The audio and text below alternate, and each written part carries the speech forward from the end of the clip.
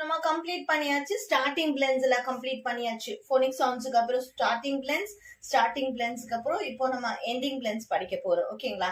So ending blends படிச்சுக்கலாமா? First phonic sounds தெரிஞ்சிருக்கணும். Next one starting blends, அடுத்த step ending blends. Okay, and பார்க்கலாமா? SK, அதாவது இதெல்லாம் கான்சனன்ட் தான். இந்த கான்சனன்ட்ஸை பிளெண்ட் பண்ணி படிக்க போறோம். அதாவது கான்சனன்ட்ல என்ன சவுண்ட் படிச்சீங்களோ அந்த ரெண்டு சவுண்டையும் சேர்த்து வச்சு சொல்ல போறோம். That is called as ending blends. Okay, so படிச்சுக்கலாம்.